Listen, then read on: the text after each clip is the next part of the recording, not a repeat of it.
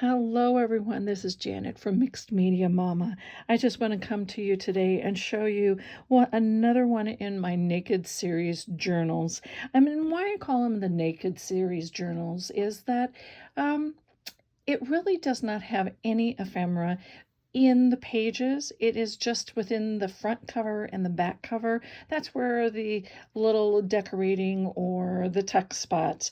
All of the pages in here are from my own collection of maps, tea-dyed papers, all kinds of different unique. I'm always searching for unique papers to put into my journals. So let me show you how I did this. Is that this is from a repurposed cover or repurposed book.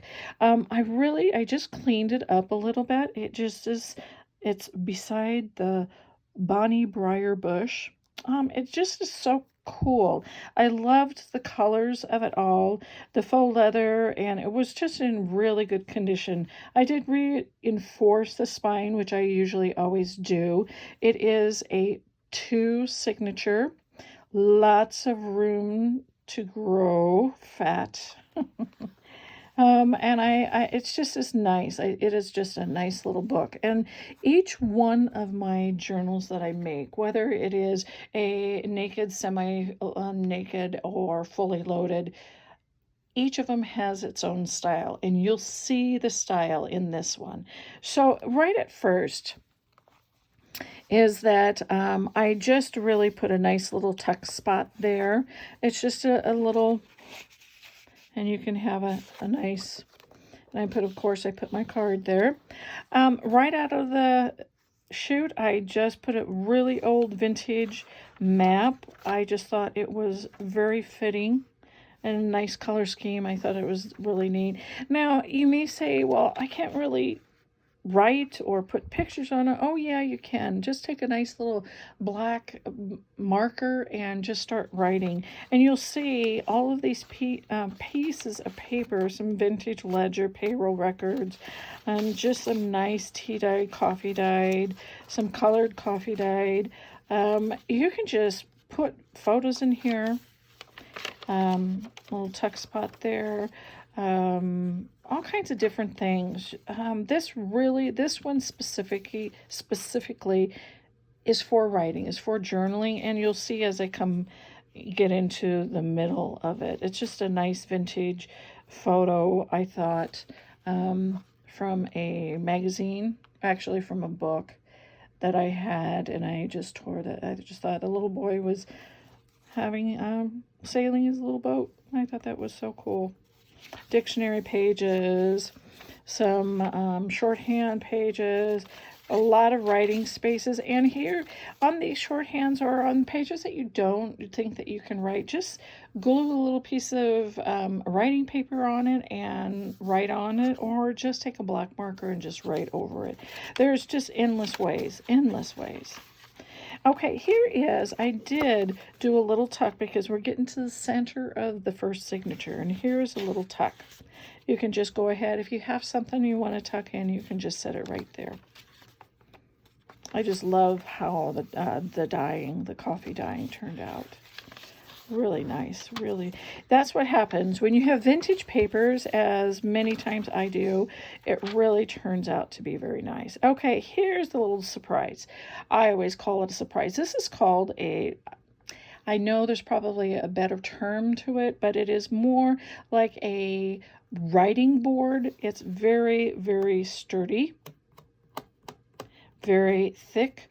I just put it as a board. It's has lined paper on one side, and then it has a nice little literature poem on the other side.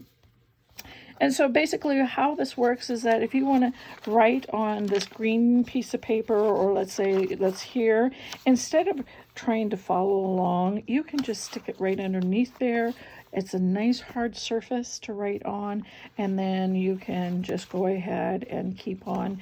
You can store it between the 2 signatures, and that's how I just do it. I just store it between the 2 signatures, and it's just a nice little easy place, but yet when you look at it, it just has a nice little area So it's called a writing board.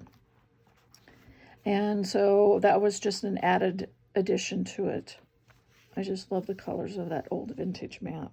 The vintage maps are usually in the 40s or earlier, because the coloring back then, they just use very, very different. Here's a nice little, this is a Plat. This is a vintage Plat map, and if many of you don't know, out in the rural area from where I'm from, Plat Maps shows who and how much land is owned by our neighbors. So then that's just a nice way of keeping track of counties and towns and ruralness. So I use that and I put that into a nice little pocket there. And some more coffee dyed. Oh, isn't that just so pretty? All right, and then just to flip out, it's just a lot of things. You can go ahead and put a lot of pictures in here, some authentic vintage canceled check registry. It's like a statement. And you'll see the other side of it and coming up a nice little, and there's different thicknesses of papers. I just thought that was kind of cool. And here is the center of the signature, and this is a nice little tuck. Yep, you can just put all kinds of receipts, tickets, whatever you would like. Here is another one. Here is another tuck spot. This is a very big, and I thought it was kind of cool to put a dictionary paper, and you can see, the dictionary. That is just neat. I like to do things like that. Okay, here's that cancel security check from the bank. It's like a statement years and years ago. This is in 1925. So yes, and it's just neat, very unique, simple, easy to put in. Oh, I didn't say that the size of this book, there's another tuck pocket. The size of this book is 5 3/4 across, and it is 7 1/4 lengthwise vertically. And it's just a great type of book to put into your bag, put into your purse, anything. Here's just a nice little tag with leftover things, some Tim Holtz diaries, and a pocket made out of book pages. So there is that one. And this is, I believe, book number 4 in my Plain Naked Journal series. All of my Naked Journal series are going to be for sale. So if you see something that you like, please let me know. All of my information is down below, or you can tag me or let me know.